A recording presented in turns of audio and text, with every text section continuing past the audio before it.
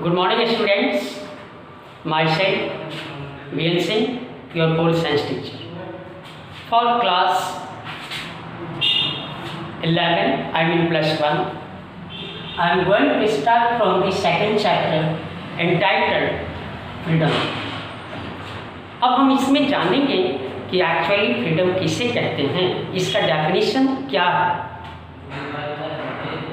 Freedom refers to the absence of restrictions and constraint for the people. Means people are completely free from absence of or any sort of constraints or restrictions imposed on them either by external authority or the present system of government imposing restrictions on them. Freedom, जहाँ तक स्वतंत्रता की बात है, freedom की बात है, हम हमेशा ये चर्चा करते हैं कि हमें इसमें आवश्यकता है फ्रीडम की, इस क्षेत्र में आवश्यकता है फ्रीडम की. हमें ये जानना आवश्यक है कि आज के माहौल में, आज के समाज में हमारे विभिन्न तरह की विचारधाराएं हैं और इन विचारधाराओं में आपस में कॉन्फ्लिक्शन होता है. तो इसको सही ढंग से, इस डिस्प्यूट्स को सॉल्व करने के लिए और स्मूथली रनिंग सोसाइटी के लिए, जहाँ पे फ्रेटर्निटी हो, जहाँ पे लोगों में भाईचारा हो, एक दूसरे के व्यूज़ को महत्व दें, हम अपने विचार रखें, दूसरे के भी विचार को सुनने के लिए तैयार हैं. तो ये इस तरह के रिस्ट्रिक्शंस आवश्यक हैं फ्रीडम में. फ्रीडम का अर्थात फ्रीडम हम उस दृष्टिकोण से हमें सोचना है कि जहाँ हमारी फ्रीडम एंड करती है, दूसरे की फ्रीडम स्टार्ट होती है. तो इस तरह से जनरल और सिंपल मीनिंग है freedom means absence of restrictions or constraints.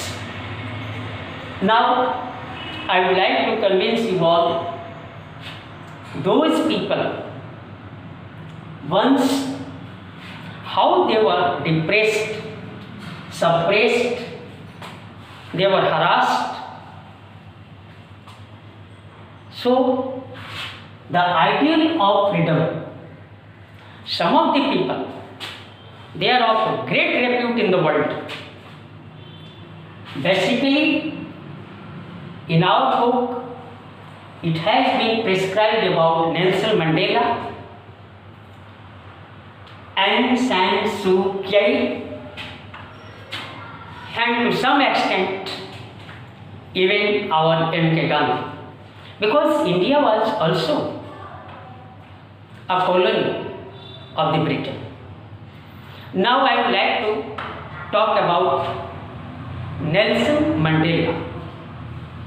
He is also known as Gandhi of South Africa. हम साउथ अफ्रीका के बारे में जानते हैं कि किस तरह से वहाँ पे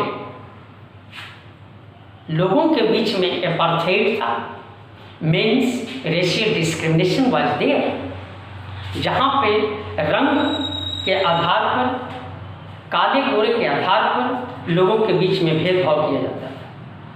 और इस भेदभाव को मिटाने के लिए नेल्सन मंडेला, जिसने बहुत बड़ी लड़ाई लड़ी और इस रिस्ट्रिक्शंस को जो वाइट पीपल के द्वारा वहाँ के ब्लैक पीपल पे, कलर्ड पीपल पे, यहाँ तक कि वाइट पीपल भी कुछ, उनका एक कम्युनिटी उनकी थी जिनके ऊपर रिस्ट्रिक्शंस था. ना ही Nelson Mandela, I mean black people, not coloured people, they are completely restricted from moving freely in the town. Some of the areas were completely restricted, where it was already no entry was written on the board where black people, colored people could not enter. So to get rid of this problem, इस कठिनाई से लोगों को निकालने के लिए, जहाँ सभी लोग फ्रीली सोच सकें, फ्रीली बात कर सकें, अपने व्यूज़ को एक्सप्रेस कर सकें, क्योंकि हम we are born free, so we want to live free, express ourselves freely in all respects, either it is politics, education, economic situation, everywhere we are prepared to express ourselves. But it was restricted. There was a great control, big control on the people of South Africa. So for this purpose, Nelson Mandela fought for the right to freedom of the people of South Africa. There he was imprisoned for 28 years in the jail. He was imprisoned for 28 years. The whole youth of this great personality was spent inside the jail. आप imagine करो किस तरह से 28 वर्षों तक जो एक व्यक्ति जेल में अपना जीवन यापन किया और उस दृष्टिकोण से कभी भी हार नहीं माना. He didn't give up. He fought for right to freedom. Actually कैसे?